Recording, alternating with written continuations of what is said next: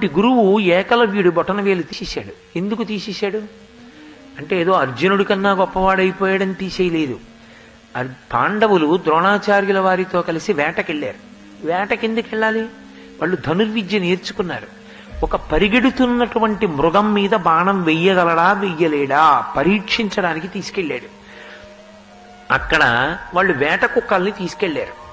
వేట కుక్క అంటే దానికి ఒక లక్షణం ఉంటుంది. ఎవరైనా చాలా విచిత్రంగా కనపడ్డారనుకోండి, అది మురుగుతుంది.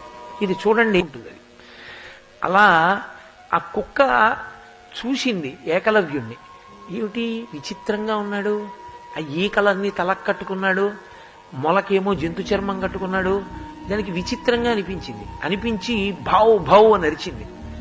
తనని చూసి కుక్క అరిచిందన్న కోపంతో 6 బాణాలు ఇలా 6 బాణాలు ఇలా కొట్టాడు కుక్క నోట్లోకి. ఎవరైనా ఇలా వేస్తారు, ఇలా వెళ్ళి ఇలా, ఇలా వెళ్ళి ఇలా. 6 బాణాలు కుక్క నోట్లో కింద దవడకి, 6 బాణాలు పై దవడకి కొట్టాడు. కుక్క నోరు మళ్లీ మూసుకోకుండా, భవ్వన అరవకుండా కొట్టాడు.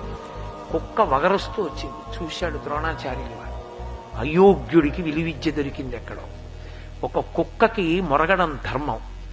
మొరగడం ధర్మమైనటువంటి కుక్క మురిగితే ఓర్చలేక 6 బాణాలు పైకి 6 బాణాలు కిందకి కొట్టాడు. సంస్కారం లేని చోటికి విద్య అబ్బింది. ఈ విద్య వాడి చేతిలో ఉంటే వాడు తన అహంకారంతో ఎవరినైనా పాడు చేస్తాడు. వాడికి ఉండకూడదు ఆ విద్య అనుకున్నాడు. వెతుక్కుంటూ వెళ్ళాడు. ఎక్కడిది ఈ విద్య అని అడిగాడు.